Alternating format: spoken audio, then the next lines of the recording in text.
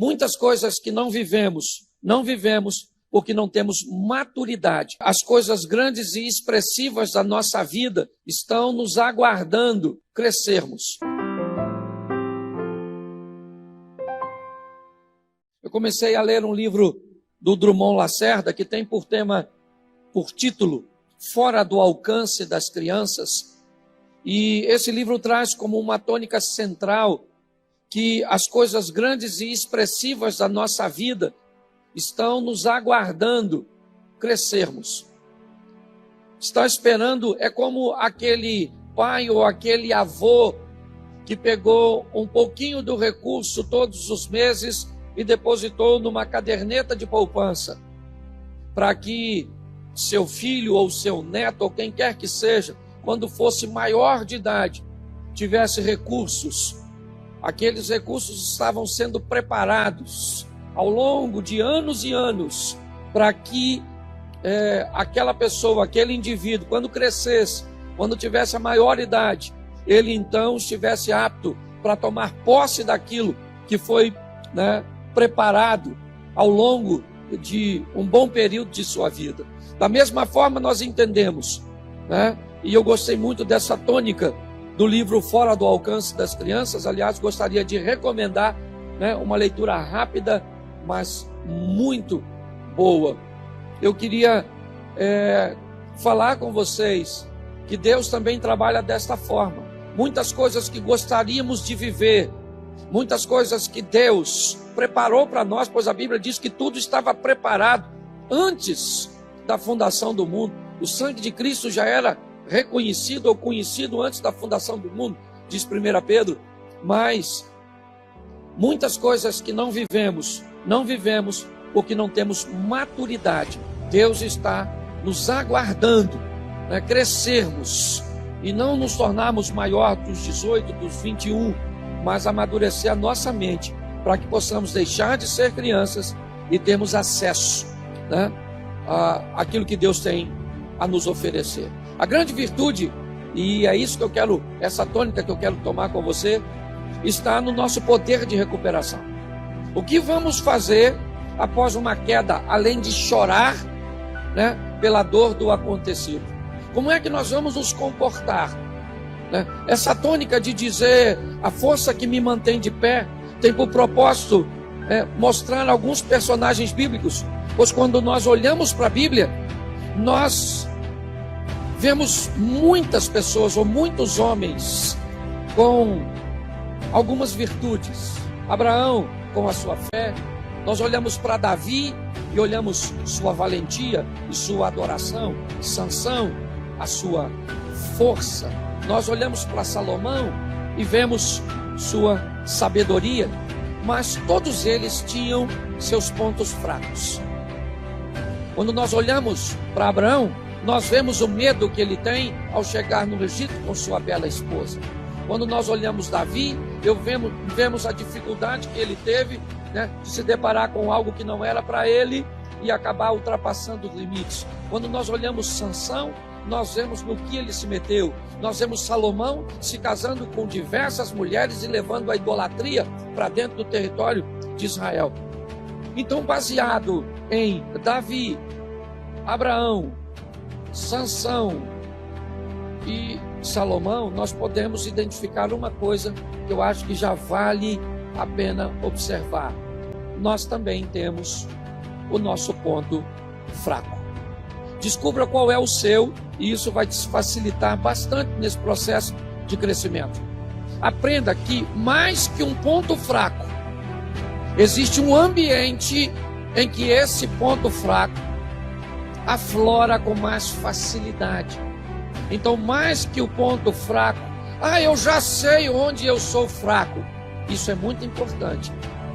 Mas é muito importante também você saber se existe um ambiente onde isso se manifesta ou se aflora, onde essa tentação consegue ficar maior que você. Ok? Isso pode acontecer, por exemplo, num bar. Isso pode acontecer, por exemplo, numa rede social. Isso pode acontecer com você na ociosidade, como pegou Davi, o tempo que os reis iam à guerra, ele estava ocioso nos corredores do palácio. Nós podemos verificar que algumas pessoas enfrentarão ambientes sozinhos. Se ficar sozinho, se masturba. Se ficar sozinho, vê pornografia. Se ficar sozinho, sempre a solidão, às vezes, ela não é o seu ponto fraco. Ela é o ambiente onde o seu ponto fraco se manifesta. Conhecer o seu ponto fraco é importante, mas entender e fazer a leitura de onde ele se manifesta com mais facilidade também é muito importante. Ou seja, também tem aqueles que, se estiverem sozinhos, vão bem, mas basta se misturar com determinadas pessoas que aí as coisas começam a se complicar. Ou seja, enquanto uns são ou enfrentam o seu ambiente de dificuldade de forma solitária, outros com determinadas pessoas que não deveriam fazer parte de sua vida. Tem pessoas que vão ter problema em ambientes de rejeição, de indiferença. Onde é que a sua dificuldade ou o seu ponto fraco se manifesta? Observe isso, e isso vai te ajudar bastante. Hoje eu quero olhar um texto com vocês do segundo livro do profeta Samuel, no capítulo 12. O texto me saltou pela recuperação de Davi, pela maneira que ele conseguiu se recuperar, sabe? É a tal da resiliência, aquela capacidade. Pensa uma almofada, quando você senta em cima dela e ela perde toda a sua forma, ela amassa, ela enruga, ela dobra, mas basta você sair de cima da almofada, que se a densidade de sua espuma ainda estiver correta e firme, apesar de todo o peso, de toda a pressão que ela recebeu, ela vai voltar para o tamanho normal, para a forma normal. Essa é a grande faceta da vida. Depois de uma situação como essa, econômica, de saúde, de toda essa pressão emocional que estamos vivendo, nos apertando, você liga a televisão, morreram tantos, os dados estão aqui, a situação está difícil, amanhã é segunda-feira, a pressão, será que a empresa vai me demitir? E os meus recursos, e como funciona, as igrejas fechadas, a estrutura, e como é que eu vou sobreviver a todo esse aperto quando tudo isso passar? Pasme você.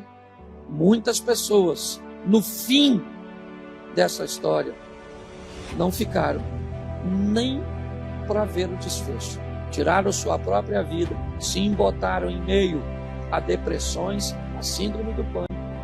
Ou seja, entender de onde vem a nossa fé, de onde vem a nossa força, é muito importante. Eu não sei o que você está enfrentando hoje, eu não sei se você perdeu uma batalha, mas eu quero te dar uma notícia: ficar prostrado pode até ser algo positivo por alguns dias. Por exemplo, morreu um ente querido seu, a Bíblia diz: se alguém morrer e ninguém chorar pelo morto, é melhor que ele fosse um aborto, é melhor que ele não tivesse nascido.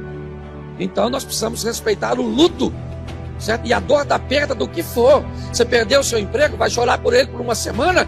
Tá joia? Era um ambiente de trabalho que você estava acostumado, você interagia, era um ciclo de amizade, era um bom salário, era uma estrutura. O que é? Era uma casa que era grande, dava para você pagar, certo? E tinha toda uma estrutura. O que é que você perdeu? Seja o que for que você perdeu, você tem todo o direito de usar um tempo da sua vida para chorar pelo perdido. Primeiro, porque isso demonstra que há valor, que você sabe valorizar as coisas. Sejam pessoas, sejam animais, sejam objetos, ok? Todos eles, quando saem da sua vida, ele te dá o direito de sentir que partiu. Até pessoas ruins, quando saem da nossa vida, mesmo sendo ruins, às vezes deixam sentimentos bons. Então, se você vai chorar uma semana, tá joia, porque perdeu o emprego, show de bola. Agora, se você quer chorar um ano, aí vai ser difícil. Se você quer chorar um mês, 2, porque perdeu um ente querido, tá joia. Se você quer continuar até um pouco triste, introvertido, um pouco mais de tempo, também tá bom. Quem sou eu para determinar o tamanho de sua perda e de sua dor? Eu só preciso dizer que a sua vida continua.